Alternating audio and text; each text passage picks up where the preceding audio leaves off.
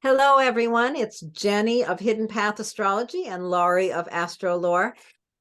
Here today to talk about this incredibly beautiful, exciting, optimistic, lovely Sagittarius full moon. Before we dive into that conversation, let's just cover the little details here. Please subscribe. Leave us notes, leave us messages, follow us. Follow Jennie on Hidden Path Astrology.com. Follow me on astrolore.org. You can find, I think, both of us on Facebook, on Instagram. You can follow AstroLore's page on Patreon, where you'll get all the videos we make, plus the weekly blog post. What else do you want to say about where people can find you? Anything I've missed? Oh, no, it's mostly just my website, and please check out the seasonal meditations on there. I'm hoping for more folks to try out those meditations and let me know how they like them. So that's it. You covered the rest of it, though. Thank you. Yeah, those meditations that Jennie does are really beautiful and valuable. So do go to her website, sign up for her stuff, and follow both of us out here.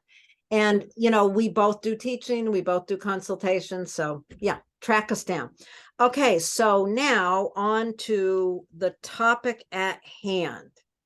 Where do you want to go with this? You want to talk about Sagittarius first or the cycle first? Yeah, I mean, well, let's just, we're talking about the full moon in Sagittarius. We're in Gemini season, so our full moon is naturally going to be in Sagittarius. Let's see, that full moon is on June 3rd. This weekend, it might be Saturday or, and for some folks, it might be Sunday, 11:41 Eastern time. So adjust for your time zone. That's the first bit. So at the full moon, we're always going to look back at what the new moon was. In this case, we had a new moon on, let's see, May 19th was a new moon. Just so happens it was in Taurus. And if you use the bigger 6-month cycles, then we had a new moon in Sagittarius on November 23rd, 2022. So that was the Wednesday before Thanksgiving. So just to give you an idea of what time frame we're talking about. So now that I've given you those dates, I can explain a little bit more. So both of those refer to the new moon, which Laurie and I always like to talk about it kind of being like the plant cycle, because it's such an easy analogy. And at the new moon, you take that seed and you plant it in the soil. And you water and nurture, and that seed starts to crack open and it grows. And so a week later, you have the first quarter moon. You have in the plant cycle, it would be like, green shoots and things growing really fast. And you see that moon in the sky that's half dark, half light. Another week later, you have the full moon. That's where we are right now. And then you have a week later, the last quarter moon. You start closing the cycle down. And then another week goes by and it begins again. So that's just in a nutshell, real quick, how the cycle works. So the full moon is awesome because it's kind of like this, we love it. It's bright, it's beautiful, it shows up very much like the flower on a plant. Yeah. So with this particular, maybe I'm coming in prematurely here, but with this particular full moon, why does it feel like so much has changed in the past 2 weeks? I know, it's crazy. It's been a really busy time. I mean, it feels like we had that new moon in Taurus, which was fixed and stable and calm and earthy and all the things. And then just 2 days after that, we went into Gemini season. Mars moved into Leo. And now we have a Sagittarius moon. Those are all fire and air signs. So we've gone from this calm, cool, collected to like, this, I don't know, like dust devil being kicked up. There's a lot of different ambient energy. So that's what I think. What do you think? Why do you think it feels different? Yeah, I mean, I think that it's really worth kind of highlighting the fact that in general, when we think of a new moon and a full moon, we think of them as both being in opposing signs. Mm-hmm. And because this new moon happened right before the sun moved into Gemini, we had a new moon in Taurus and now a full moon in Sagittarius. That's kind of unusual. We would think of a new moon in Gemini turning into the full moon in Sagittarius, but this is just, it brings in a different feel to the whole cycle, don't you think? Yeah, it definitely does. I mean, they're just two such different energies.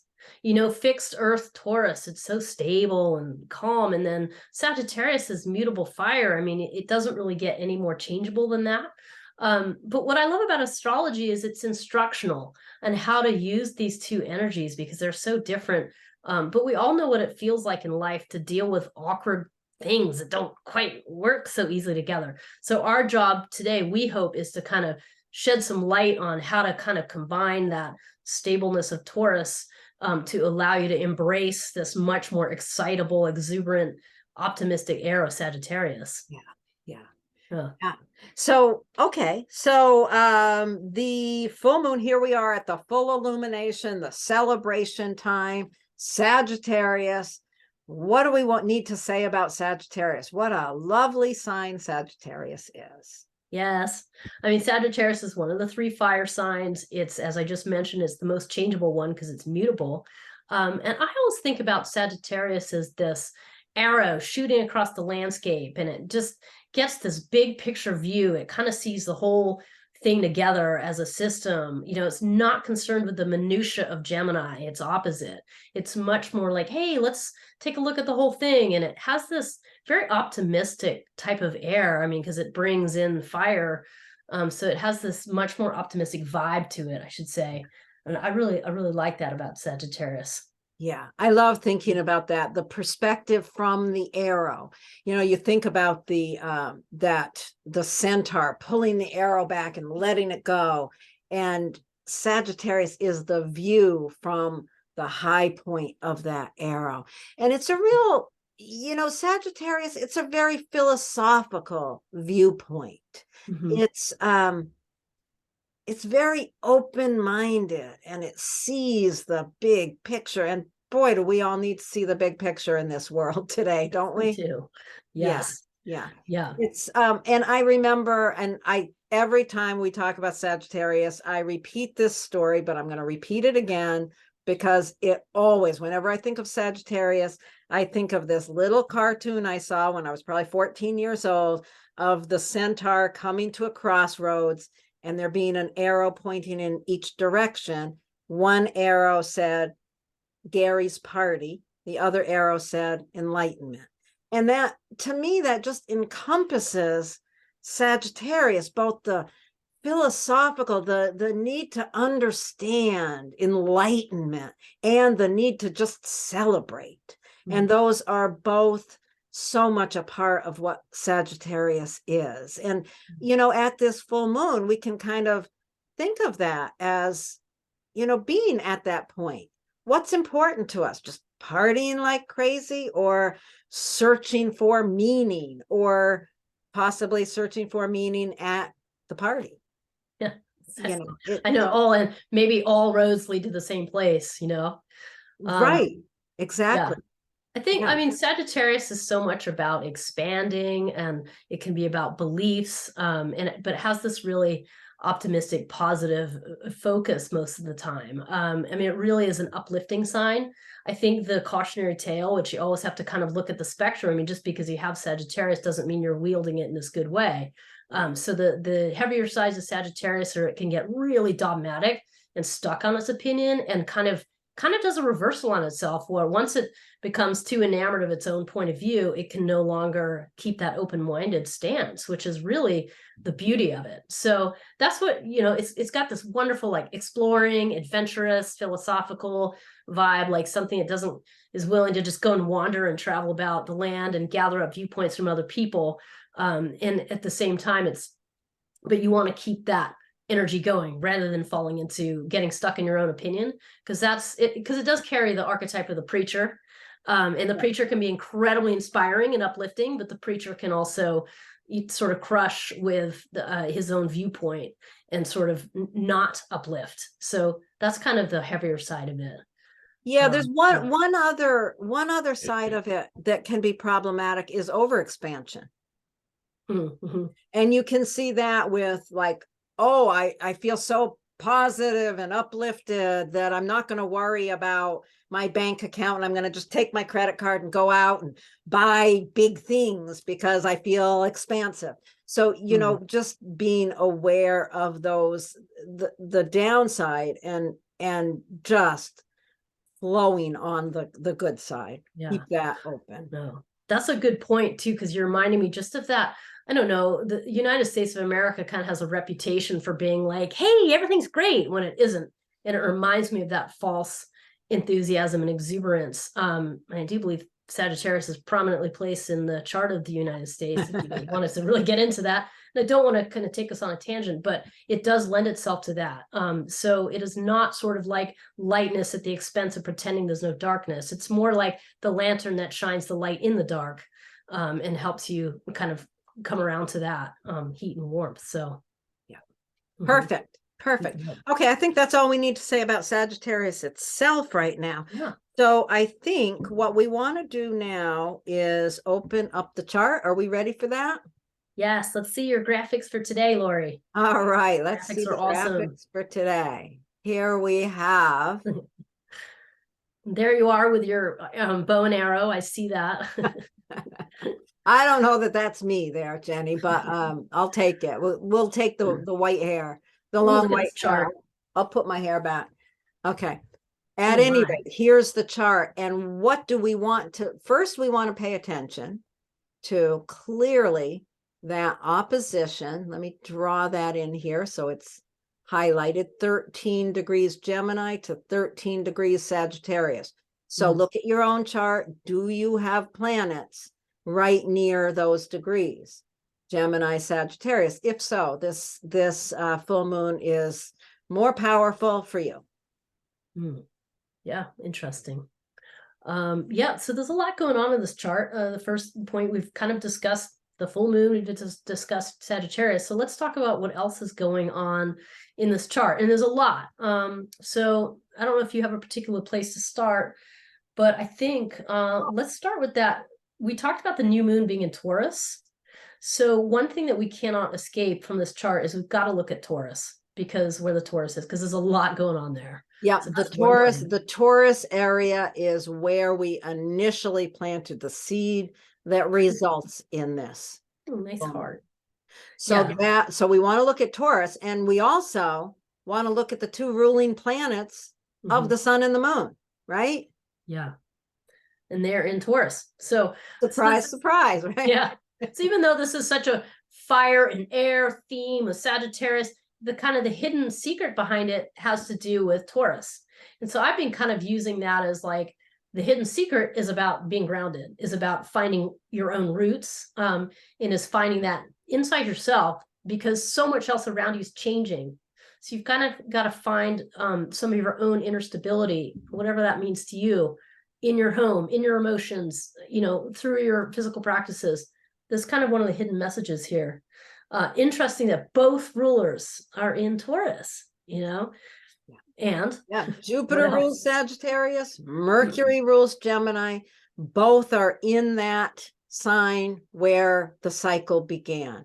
So yeah, I think the probably one of the cautionary tales, we'll say, about this is to not let the excitement push you off the grounding that you were developing at that new moon. Yeah, exactly. It's very useful, really, that we got to work with this Taurus grounding idea first, because it's going to enable you to remain, you know, with some calmness while also expanding as much as you can without toppling over. I mean, that's really what I think the overall message is here. And it's tricky because Mercury is right by Uranus. You know, Uranus is that awakener, the electricity, the massive change in the air. So this is not, it's kind of like having to make peace with change and having to say one of the precepts of being able to be stable is to accept that change is coming. That's part of it. Right. Yeah, I think it's really interesting that this full moon is happening right with that Mercury Uranus conjunction there in Taurus. It's, you know, Uranus, one of Uranus's big jobs is to wake us up, to you know, Uranus brings excitement. It also brings anxiety. So this brings ideas of, yeah, your mind is adapting to a big change. there's a big change occurring as we're encountering this big illumination, this big, exciting, expansive full moon. We have to be also paying attention to how we are grounded and how our mind is keeping itself steady and excited. Yeah. And working to not go into the anxiety field of it. Mhm. You know, I always Yeah. tell people, Agreed. if you really are experiencing severe anxiety, and I know that's, you know, what I'm saying is quite simplistic, but really to understand that anxiety and excitement are two sides of the same coin. Mm-hmm. If you're feeling anxiety in your mind, how can you turn that into excitement for change? Yeah. I mean, I think what this brings up for me, Laurie, and so interesting is the words you're using and the things you're saying are basically reflective of what I've learned through many years of the yoga practice, which is the idea of how you balance steadiness and ease. You know, so as you steady yourself and activate your strength, then you can sort of expand or open up your arms, or depending what pose you're doing. So there's this real interplay between, you don't want to overextend. You don't want to go beyond, you know, like go into too flexible. You know, you want to maintain the strength and the steadiness so that when you do expand, you're expanding without sacrificing your grounding. And that's the key piece.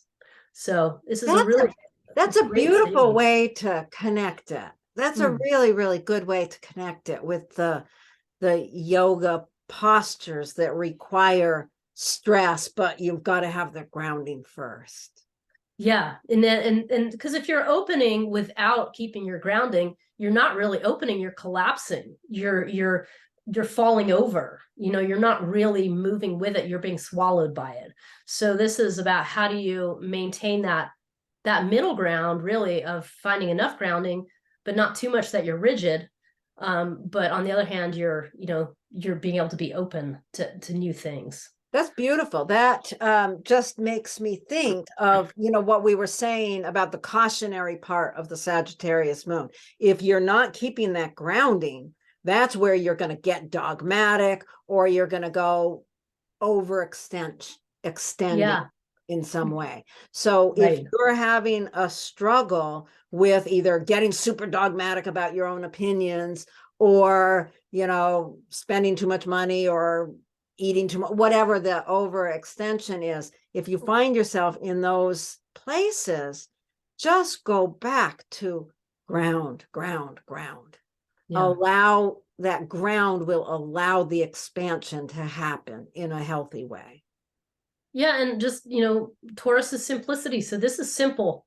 This is, we always talk, Laurie, about going out in the woods, but I mean it. Even if it's going out in the yard and taking off your shoes for a minute and just letting your feet be on the ground for like a minute. You know, I'm not talking about having to go on a backpacking trip, you know, which is great too, but just the simplicity of bring it back, because we all live on this planet. It's a massive entity and it's much bigger than any of us individually. So just touching base with it supports you in a profound way that's kind of hard to even describe unless you're doing it, and then you know. Yeah. So yeah, when you take your shoes off and put your feet on that ground, allow yourself to, even like Jennie said, even if it's just for a moment, allow yourself to really feel the energy of the earth coming up into you. Take a few deep breaths. That will really help support and ground you. And on that note, I want to mention, it's not here on this chart. Somehow it isn't, but the North Node is also right here beside Jupiter. Also in Capricorn. So that really just suggests, I don't know, I think of that as ushering in, you know, it's Jupiter. Jupiter is a 12-year cycle. So this is kind of ushering in a 12-year cycle of expanding your connection to grounding. Yeah. It's such a useful, simple, helpful skill, I think. It really, really can be helpful. So you can see more of that. I'm certainly going to write about that in my blog, but yeah. Anyway, blah, blah. Yeah, it's really interesting. And there's one other really cool transit Yeah. going on at the same time, right? What is it, Jenny? Oh, the Neptune trine Venus is just a really lovely little piece. So this actually happened the day before. The exact piece of it happened the day before, but it really brings in this. I don't know. I always think my keyword for this is always going to be like transcendence.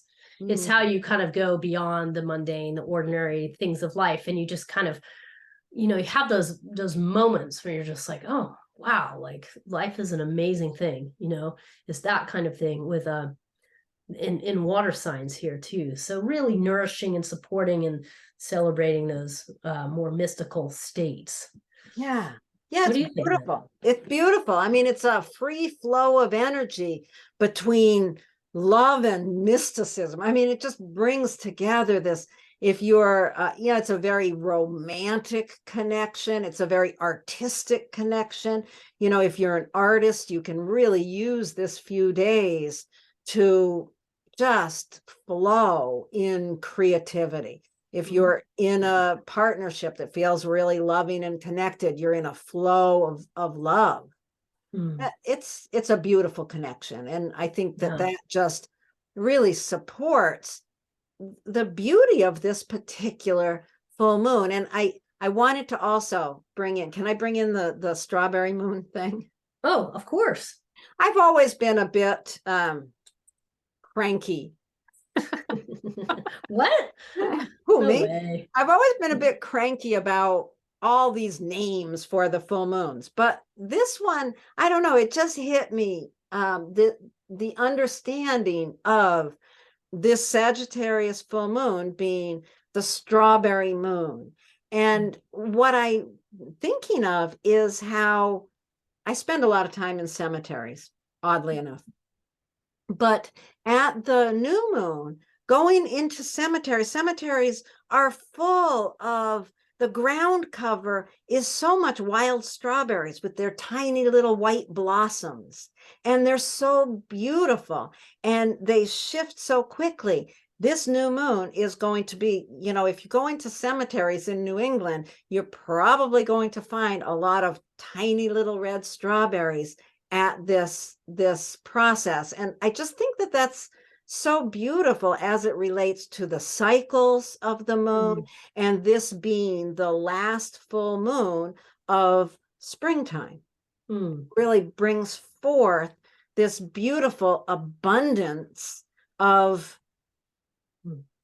little red fruit. Delicious fruit, yes. Delicious. And if you've never had wild strawberries, you don't even know what a strawberry is. Those great big things you buy in the grocery store. Yeah, they can taste good and all that, but those tiny little wild strawberries are an amazing treat.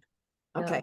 I'll get off. I love that you brought that up because all of this stuff that Laurie and I are doing, all this astrology, like it has its grounding in reality. It's just a symbol. It's a symbolic system. So I love that you bring in this little anecdote because it's very important to go out and to the world and into the natural world and see how these cycles really impact everything. So I love that. Thank you for bringing that in. Yeah, absolutely. Okay, are we ready to go into the individual pieces here?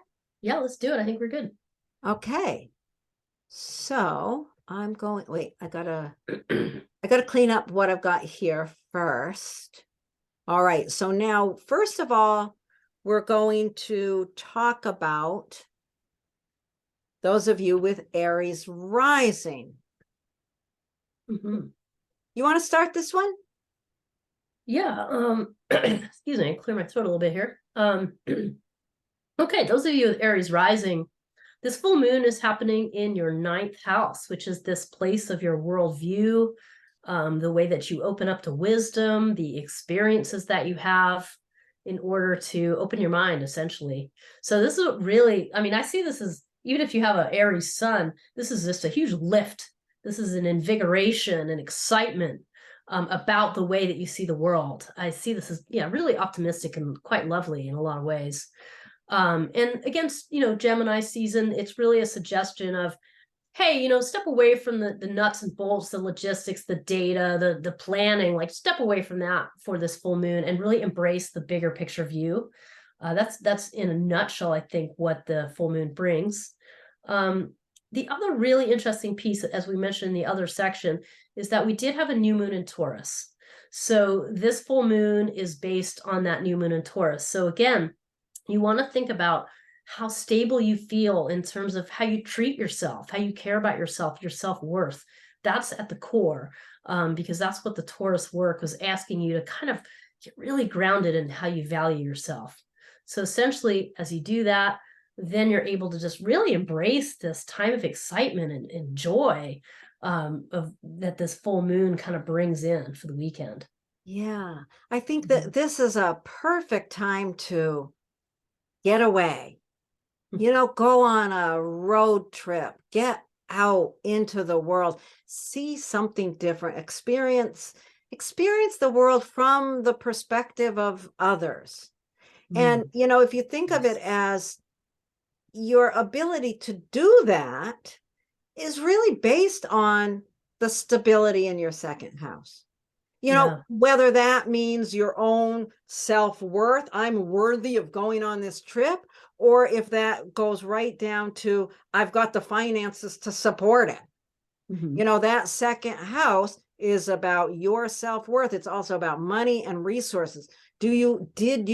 Have you created the stability in order to expand yourself out into the world through travel or education? You know, maybe just, you know, if you're not going away for the weekend on a road trip, you can, you know, study something that really opens your understanding of the world. That's a really lovely, enjoy it. Anything else? No, I just really I was thinking about, as you mentioned, the Taurus piece in the second house, there's something about trusting yourself, like trusting that you've done the work to value yourself and to keep working with that. So it was just that. Just popped in my mind. But that's really lovely. Okay, so now we're going to go on to those of you with Taurus rising, and this puts the full moon into the 8th house. So what is it that we're celebrating? For those of you with Taurus rising, what you're celebrating at this full moon is how you have learned to be really open-minded around other people's values, other people's beliefs. This is a time to really celebrate your ability to be open-minded. I think that's really the key to the celebration. And when you think about the polarity, you're kind of leaning on your own understanding of your values. You know, your values and your understanding of your values allows you to be open-minded toward others. Nice. Okay, and then as far as where this comes from, the new moon was in your first house. So it's the grounding of self that you have to really make sure that you are grounded in your own stable personality in order to be open-minded. You can see, you know, you think about that, how you talked in the first part about the ability to hold yoga postures, or how I heard it anyway, is, you know, just that you've got to have your own stability in yourself in order to hold that stance of open-mindedness. Otherwise, you're going to fall over and lose your own personal ground. Oh yeah, I really liked how you said that. It's really nice, Laurie. Yeah, it's really, I mean, it is interesting with the Sagittarius in the 8th house. It's kind of like you can bring, I think of it's you have this ability to give people the benefit of the doubt is kind of what this is, you know, like as a Taurus rising person. And this full moon kind of shines a light on that, like your ability to bring a sense of optimism, you know, sometimes in people's darker hours, you know, that come to you. And because you're Taurus, people tend to be drawn to your stability and your solidity, and they want to kind of help anchor me kind of thing. And if you've done that work of your own grounding, then you know you're going to be able to set good boundaries with those people. You're going to be able to be optimistic, be enthusiastic, give them the benefit of the doubt, but at the same time, not give up something about your sense of self, like something about your own authentic connection to yourself. Like you feel like you've got that. So it's really, I don't know. I think it'll be fun for you with Taurus rising to see what comes up at this full moon. You've nothing to fear. I mean, you really don't. Yeah. It's really nice, actually. Yeah. This is such a beautiful full moon. I think we're in a little sweet spot here with this full moon.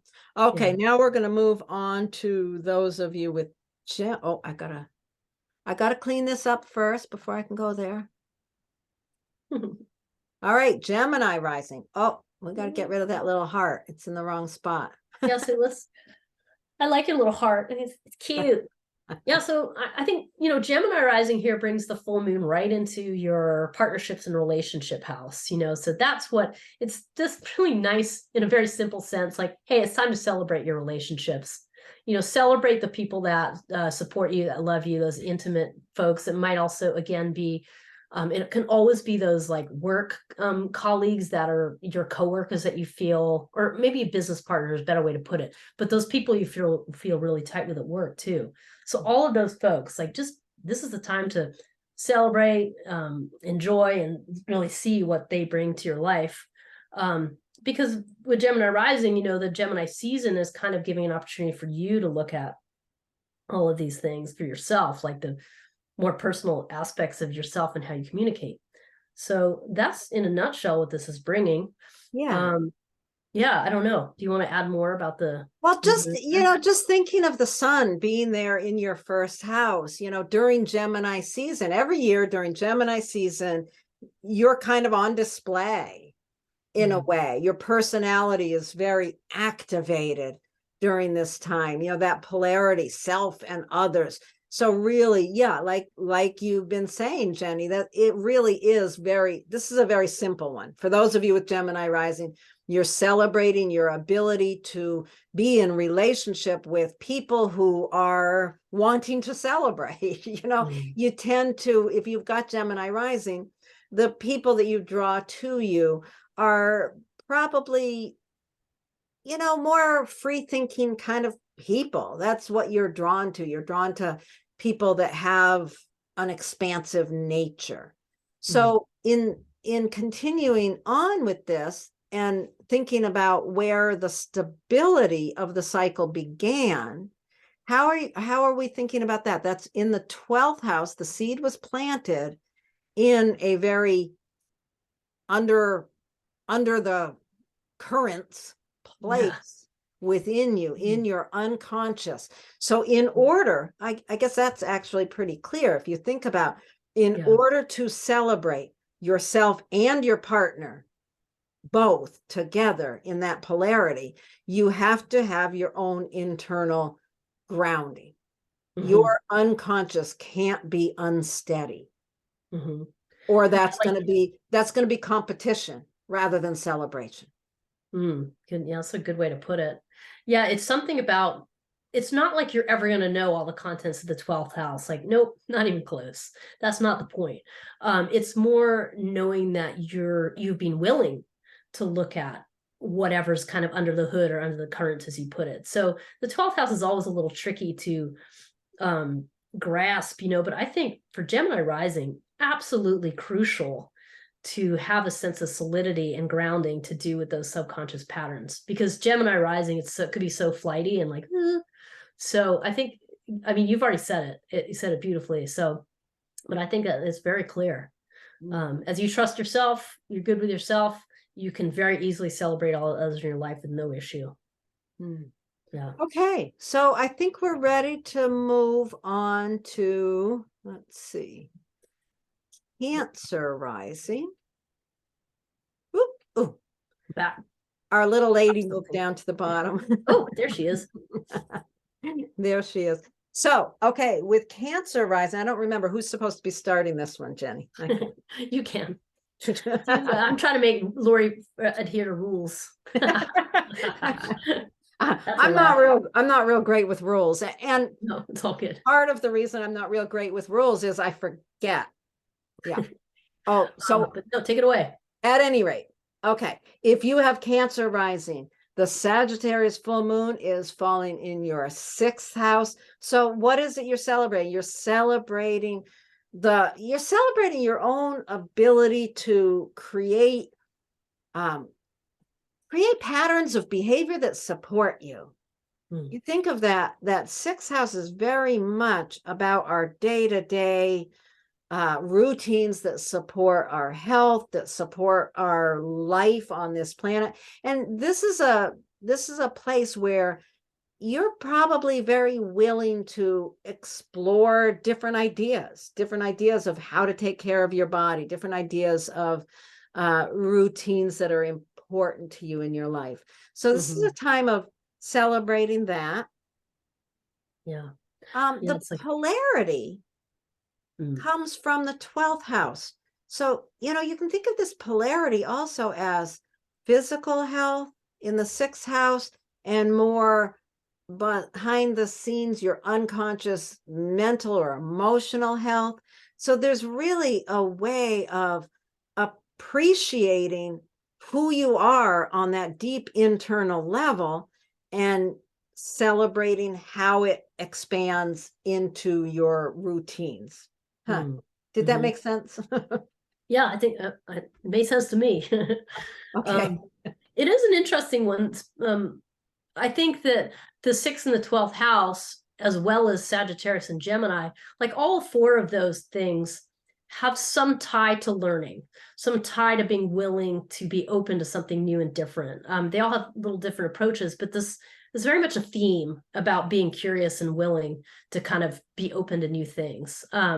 And I think it's funny because Gemini is in that 12th house of like this big, unknowable, unconscious. And Gemini is like this, hey, let's understand the nuts and bolts and the ABCs. So it's kind of funny to think about learning your ABCs while contending with this big unconscious ocean. It's an interesting juxtaposition. But there's something about those two pieces. And the Sagittarius moon, I think, is giving you cause to celebrate whatever routines and practices you already have that allow you to enjoy the intellectual playing around with these big concepts. There's something fun about that. I have Cancer rising. So for me, I'm hoping that the Sagittarius moon means I'll be completely over this little flu that I have. I think this goes beautifully with the symbolism here. But also, what new routines and things might be fun to explore. And meanwhile, we haven't even talked about this, the fact that the new moon was in Taurus. So that new moon in Taurus gave Cancer rising, gave you an opportunity to really think about, how do you get grounded with your community? How do you accept the love and support of the people who are there to uplift you and to support you? So as you work to find that ground beneath you, it allows you to kind of open up to new experiences much more easily. Yeah.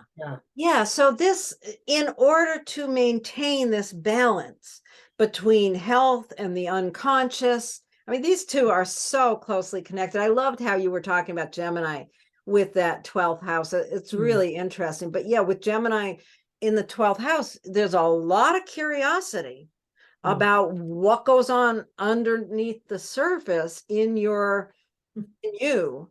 And it is from the grounding and stability that of the community that's really supporting you being able to celebrate this. I wonder, that's making me think about, how this trust and expansion in your day-to-day routines at this point in time is relying on a stable community. So, what, for those of you with Cancer rising, including you, Jenny Date, what seed have you recently planted in creating or stabilizing a community that now is going to allow a growth of your routines? Yeah. And I think the one final piece I'd like to add to that is just the idea that there's probably been a lot of change in your community. I mean, with the Mercury-Uranus conjunction in the 11th house that we mentioned in the intro, there's probably been a lot of change. So there's something about being open to new cohorts, new community, not just staying with the same old. And I think the Sagittarius moon really highlights that, you know, helps you be okay with change. There's something about that interplay. Yeah. So right, anyway. it's not like stability, like unchangeable, because Uranus is in there. So it is changing. So what you are, the seed planted is to create stability out of something new. Yeah. And Yeah. now this, whatever that new stability that you've planted a seed for is now, you know, at this full moon, bringing you to a place of, oh, I can now celebrate something that is coming from that stable seed around community. Something about the stable seed of community that allows you to expand and express your routines. Well, what you want to stabilize is your ability to receive, right?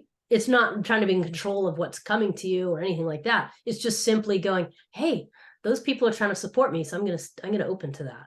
That's your new stability.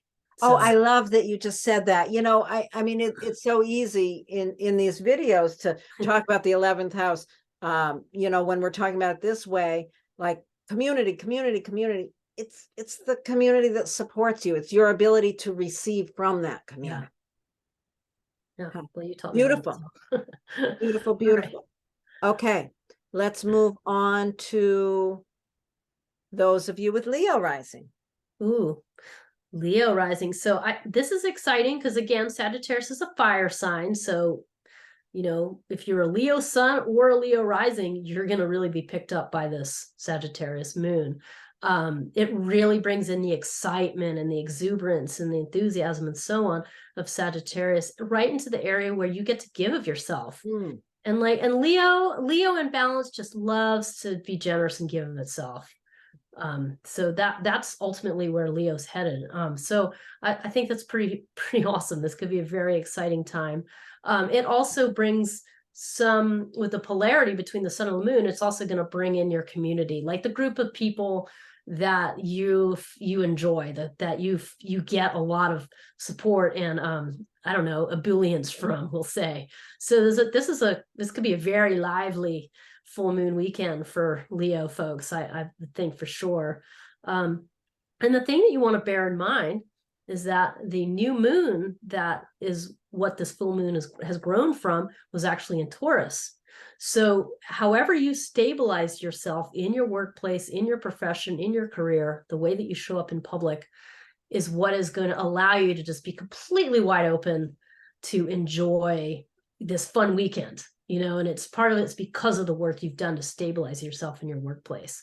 So it works really nicely together when you think of it that way. I like that. I like thinking about, you know, that stability that the 10th house, for those of you with Leo rising, that 10th house, that area of career, reputation, you know, the most outward you in the outer world, that area has been through a lot of change over the last some years. There's been a lot of change occurring in that area.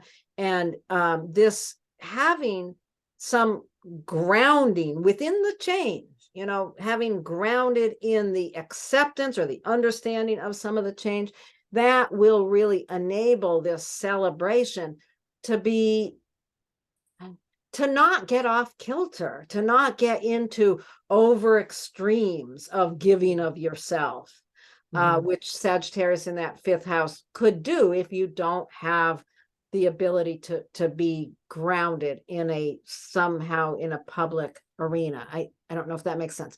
The other thing, no, that's a good point. I like how you said it. The other thing I want to just point to, because it absolutely means nothing, but I just love the fact that her arrow in this one is pointed right at the moon. Oh my God, hilarious. I just think that's really beautiful. You know, this is those of you who have Leo rising, like Jenny's been saying, this is really special for you guys. It's really so expansive. That polarity between the 5th house and the 11th house is so much about generosity and giving and being able to receive. You know, the 5th house is giving of yourself. The 11th house is the ability to receive from your community, from the outer world. So you want to celebrate your ability to be generous, to give in the face of community from the place of the stability you've created in your career or out in the world somewhere. Nice. Yeah. Beautiful. You know, I mean, the only thing I'd add is just if you, for some reason, are listening to this and you're like, I'm not sure how I feel about the stability of my career, that's okay. Because, you know, just know that you've committed to working with that process. And then at this full moon, with your openness and your generosity, see what comes to light. I could add to that. So yeah, because there are things changing in that area for sure. There's big change going on in your career. That doesn't mean, you know, change, the kind of change that we're talking about that's happening in Taurus right now, can be incredibly exciting. It can also bring in a lot of anxiety. Try to find the excitement and stabilize yourself within the space of that excitement. Beautiful. I think that's an awesome one. Okay, we're going to go on to Virgo rising. Oh, that heart stayed there. Let me get rid of that little heart. Oh, it's so cute though. I know, but it belongs somewhere else for this video. I know it does. Okay, so those of you with Virgo rising, this full moon is shining its excitement right in your home, family, ancestry, somewhere at the root core of who you are. That's so interesting. That's so interesting.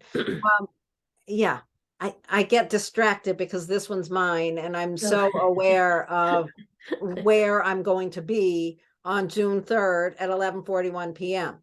It's just, it's so interesting because I'm going to be at, I don't even want to talk about it, but it's, core family kind of issues. So that's where the celebration is. Celebrate who you are at the root core of you. I'm actually going to be going to my mother's grave site. Oh, wow. On this day. Isn't that interesting, Jenny? Holy smokes. Yeah. Yeah. Well, so this makes me just immediately think of like, you know, I mean, mothers are complicated, right? But what are the things that you can celebrate to do with that? You know, like, and mothers who are gone, it's complicated, you know, the death and the loss and so on. And I think that that's actually a beautiful thing that Sagittarius does bring, because let's remember Sagittarius season's right in the middle of winter, you know, so it is the lantern that shines the light in the dark, you know.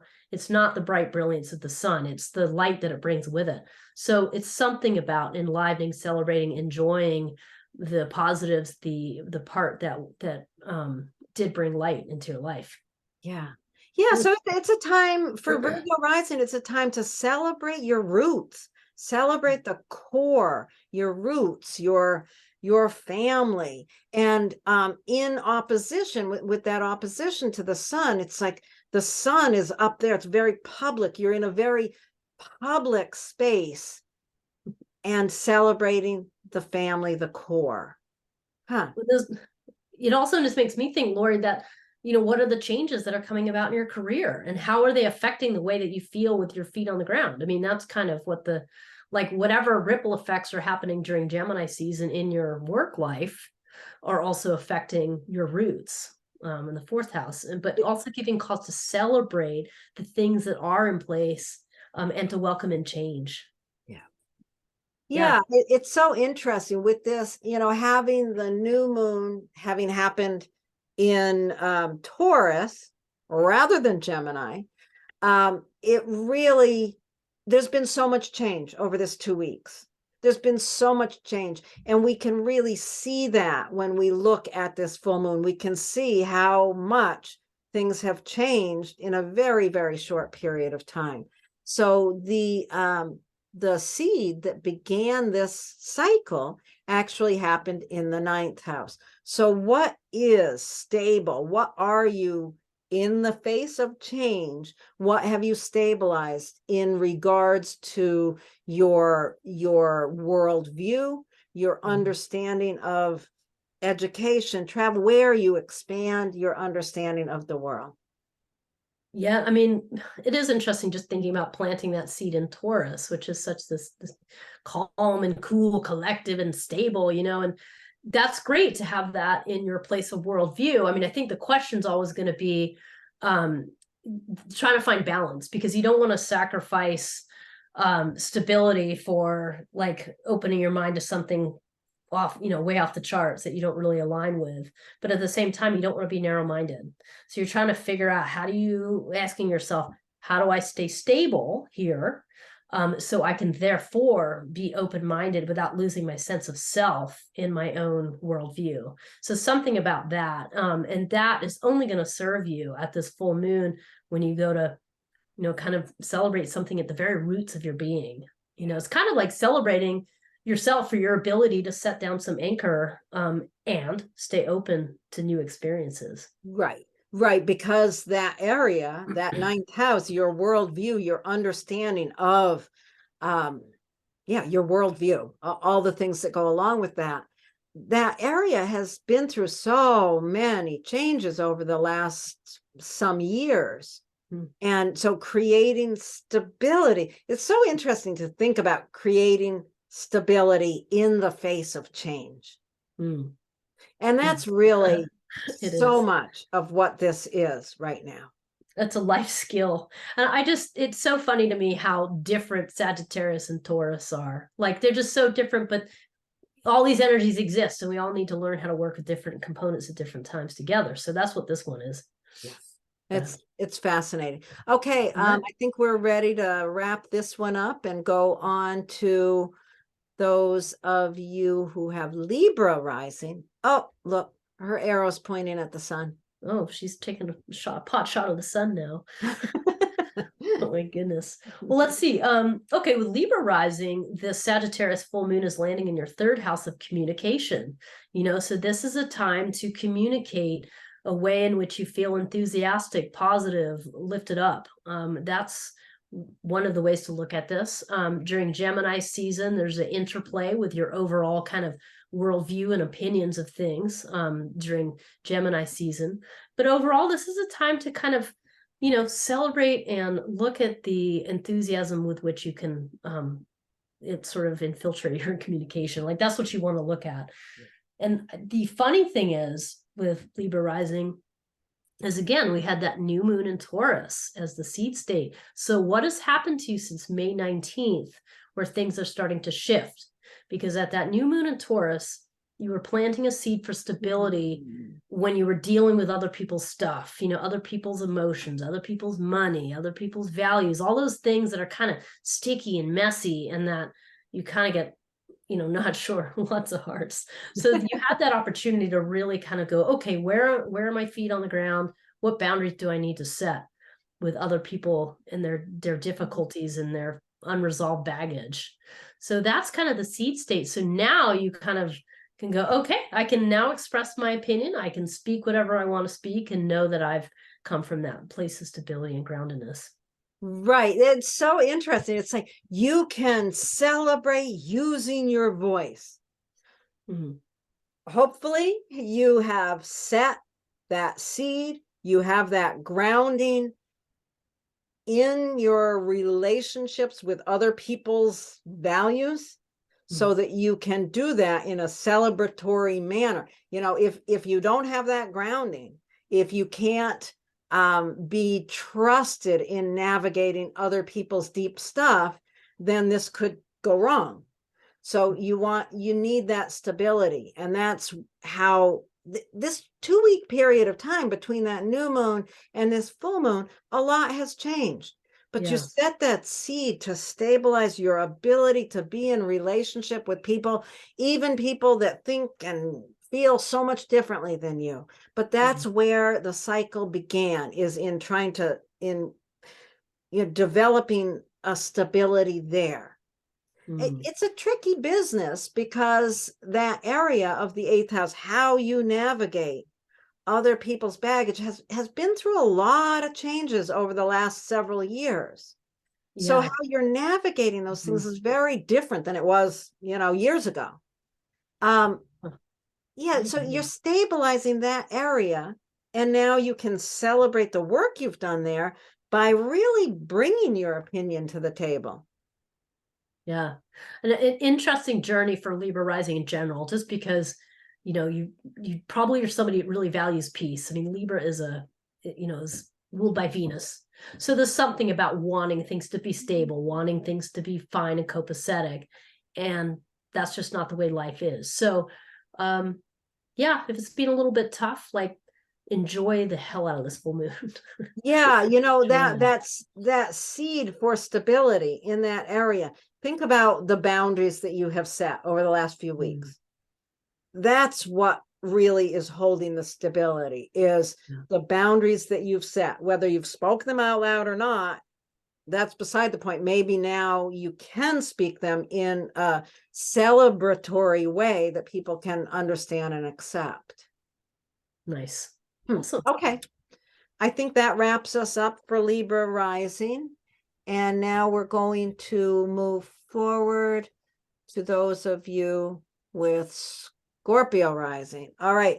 So those of you who have Scorpio rising, what you're celebrating at this Sagittarius full moon is your own self-worth. You're celebrating what you know your value to be.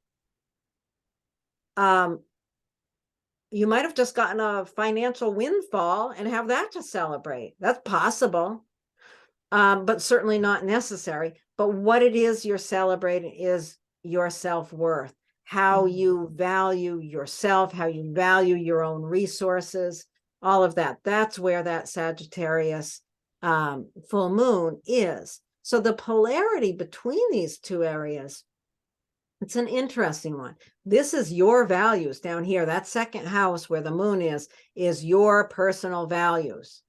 And then where the sun is in Gemini is in your 8th house, which is other people's values. So there's this way in which you are able to take the light of others' values and bring that to your own self-worth. Yeah, sorry, go ahead.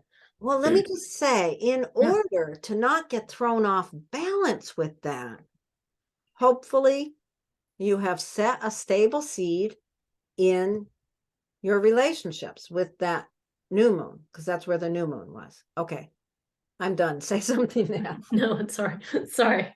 Jumped into that gap there. Go for it. This is going to carry on. I mean, I remember us talking in the Gemini season video about just how Scorpio rising has such a way of having conversations with people about really deep, dark stuff, their secrets, their struggles, and just how useful that is, the Scorpio rising, that you have this kind of investigative focus. So Gemini season is very much about, your interactions with other people, your deep conversations with them. So that's really interesting.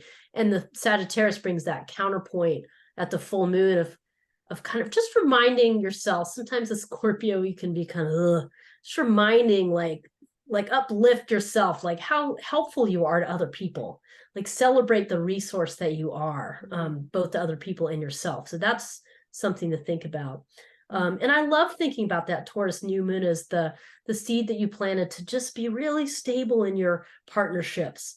Those really equal partnerships that you have, again, can be a marriage, can be a business partner, and there's a few other situations too. But just think about yourself in those one-on-one things and how you've really embraced finding stability in how you behave in those relationships. And how you are finding stability in the face of big change in that area. Totally. Like embracing it, like your relationship's changing. Okay. Like let that be a new part of your stability, rather than trying to cling on to something that must change. I mean, that's definitely what we're talking. It's funny because we're talking about planting a seed for stability by embracing it not being stable, but that is just the management system of working with change. Is not so much that you cannot change your circumstances around you, but you can change how you deal with them. And that's what we're looking at, stabilizing how you work with these commitments. Yeah, it's so interesting because there's been, for those of you with Scorpio rising, there's been a lot of change in your personal, intimate relationships over the past few years. And this really is, yeah, it's about developing an understand. I mean, change is the only thing that we know is always ongoing.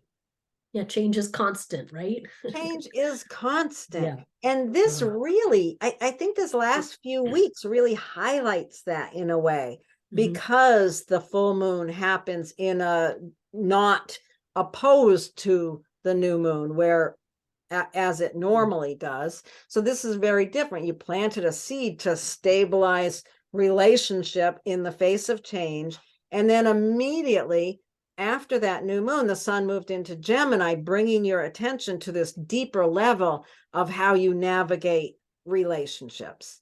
And now you're celebrating the voice that you are not, I'm sorry, you're celebrating your own value.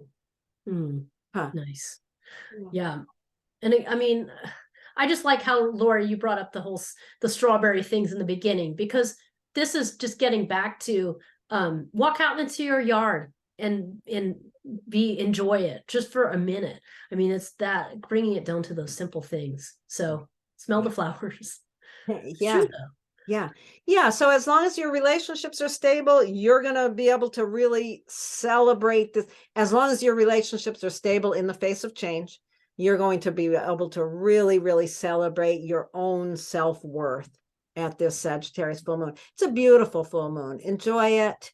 And we're going to move on to those of you with Sagittarius rising. Ooh la la.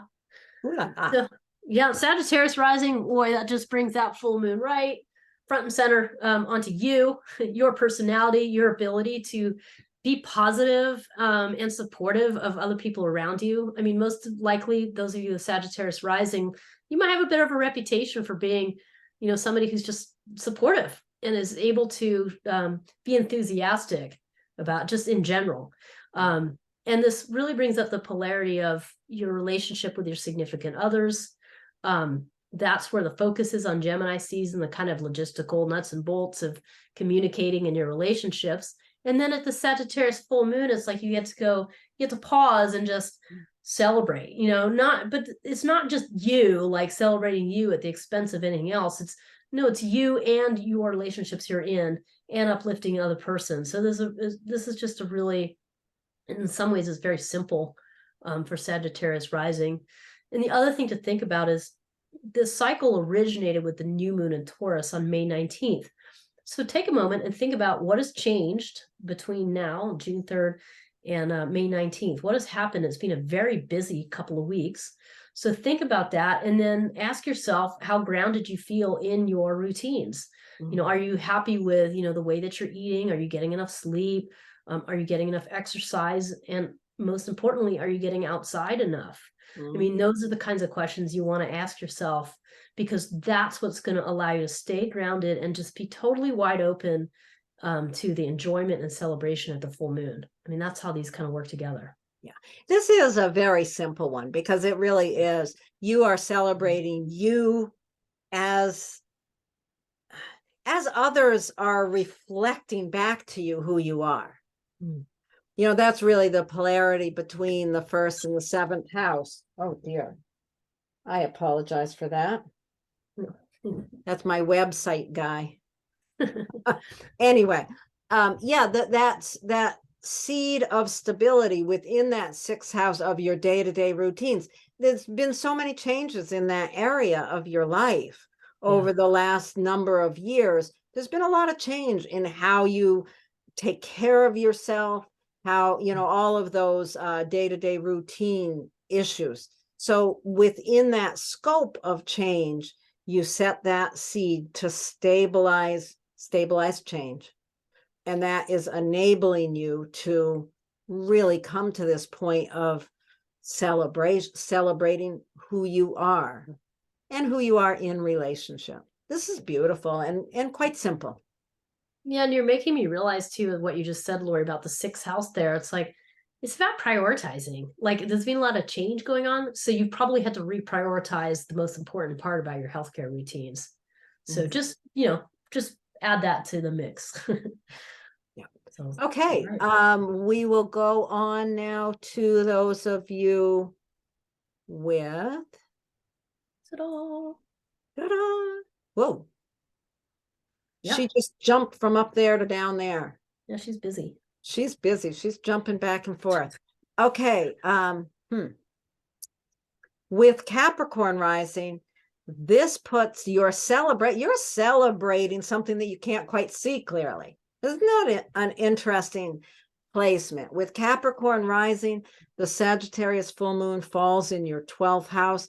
You're really celebrating how far you've come in your expansive understanding of what's hidden below the surface. You know, maybe you've been with Sagittarius there in the 12th house, there's a real need to get a big picture understanding of your own unconscious. Oh, weren't you talking about something about carrying a lantern down the stairs Yes. into the basement? Can you recreate that statement you said? I was just thinking, it's funny with Capricorn rising and Sagittarius being in your 12th house. It's it's kind of like taking that up a lantern and walking down the stairs into the basement of your subconscious. And getting a rare, I mean, I think about this full moon, it's a moment in time, right? So it's a glimpse. It's a glimpse of what's beneath those floorboards, what's down, sort of in the subterranean caves. And with Sagittarius there, you're showing up there with optimism. You're showing up with enthusiasm, optimism, not just like expectation, but simply this idea that what underneath there is actually quite beautiful and amazing. It's not something to be feared. So that's kind of what it brings up for me. I love that, thinking about that. And what it makes me think of, one of the things it makes me think of is our friend Mary Jo, and how she would talk about the 12th house and planets in the 12th house as allowing, she talked about it as there being an open door in the back of your mind where information can come from unknown sources. And I think with Sagittarius there's really an ability to open that back door and let that lantern be brought down there, and finding the treasures in our unconscious. So in this moment of time, look for that. Look for the treasures that are hidden beneath the surface. Yeah. I like thinking about that. I know. I like that you brought up the treasure thing too, because I do think in psychology, you have these bursts of wisdom and insight that just pop up out of nowhere. And that's wisdom coming from your unconscious. So trusting that. I always think of trust as being an important keyword for the 12th house, like trusting those things that bubble up, they're very informative and wise, really. Yes. So this cycle itself, we want to remember that the cycle itself started with a new moon in Taurus, which is where I've put this little heart here. This is where the seed was planted for stability, the new moon in Taurus. Now, first of all, we want to think about that seed was planted in the 5th house, which is where we give of ourselves. So at the new moon, there was a seed planted to stabilize your ability to give love, to stabilize that ability within the face of a lot of change, because there's been a lot of change going on in that area of your life for a few years now. So that seed that you planted, you want to make sure, because it's sort of that seed of generosity and giving love that allows you to really experience the beauty that you find in that unconscious dark place when you go in there with your lantern. Oh, I love this. This makes me wish I had Capricorn rising. And I really I like it too, because it's kind of like you're rock solid in your ability to share love, and like you're just there. And that really allows you to not have to be freaked out by looking at the deeper constructs of your psychology and other things in your life. And also that, the 12th house is also where you have to be alone. I mean, not always, but just this idea of being okay with isolation. And with Capricorn rising, that's part of your path anyway. It's how do you grapple with solitude? And you know, you can have a party by yourself. Like I definitely have a person in mind when I'm thinking about this too, which is hilarious. So yeah. Yeah, it's really true. This full moon for you, even though it's extremely celebratory, it's extremely positive and optimistic, you might want to do that celebration by yourself. You can do solo dance party, no problem. I have dance parties alone occasionally. Less so now, but at any rate, a different topic. Okay, so I think we're ready to move on to those of you with Aquarius rising. So, yeah, Aquarius rising, interesting. So here we have the Sagittarius celebration at the full moon happening in your community. So this is a very extroverted, outward moment in time, regardless of whatever your personal makeup is. So that's pretty cool. And it really has to do with during Gemini season, you've been able to offer a lot of gifts. I mean, really, with Aquarius rising, you have Gemini in the 5th house, which means one of your gifts is your communication, you know, what you share with other people, and you do it totally unconditionally without any hesitation at all, which is awesome. So you're really getting a chance to celebrate that at this full moon, where you're getting to kind of maybe look around and see the bigger picture of all the people in your community that you've worked with and that are celebrating and lifting you up. So there's some of that exuberance to this. The other piece is that Taurus new moon was, you know, in your 4th house. So on May 19th, we had a Taurus new moon that kicked off this whole cycle leading to this full moon. So very different energy and very suggestive of, hey, you know, how are your roots? Like, how grounded do you feel in your being? Like, how solid and stable do you feel inside of yourself, where it doesn't matter what change happens, you're rock solid with yourself. That's what we're looking at. And if you, as you've done that work, I guess I should say, it really enables you to be wide open to this very celebratory, extroverted full moon that's happening, where you know you've got it. You know, you're not going to topple over from change. You're not going to fall over from too much excitement or anxiety. You're going to actually be able to maintain your groundedness. yeah, I think of it as you're saying it, I'm thinking, okay, at the new moon, if I had Aquarius, right, this is my little storyline here. Yeah. At Aquarius, if you've got Aquarius rising, at that new moon, you created something in your home that now is open for your community to come into your home for this celebration.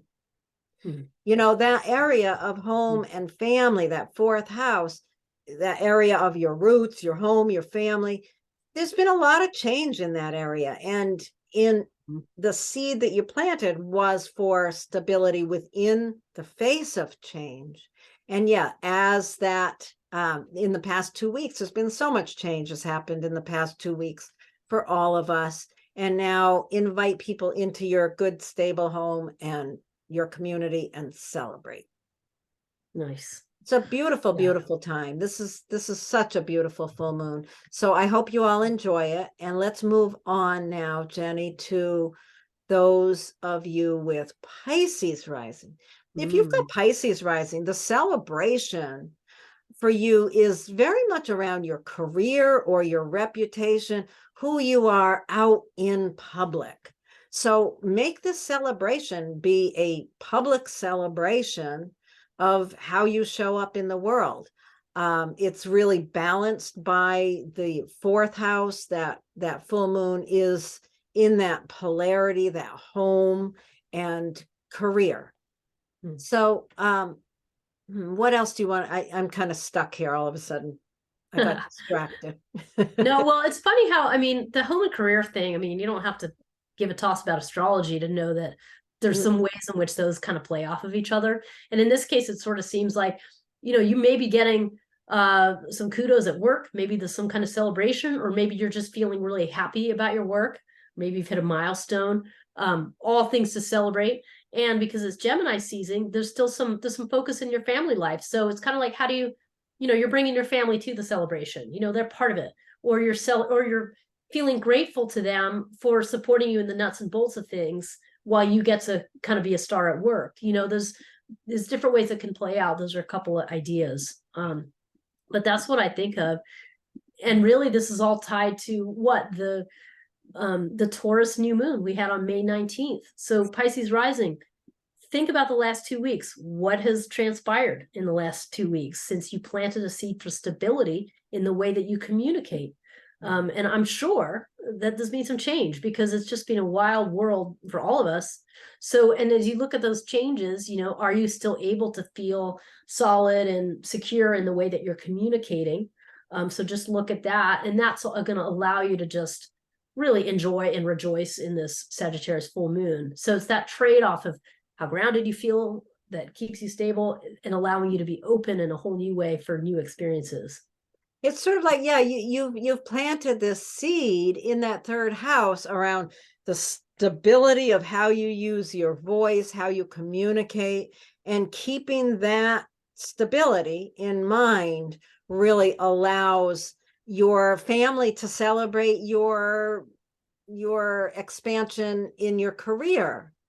It somehow comes through the stabilizing the changes within your how you use your voice, because that area of how you communicate, how you use your voice has been through so much change. And we talk about stabilizing there.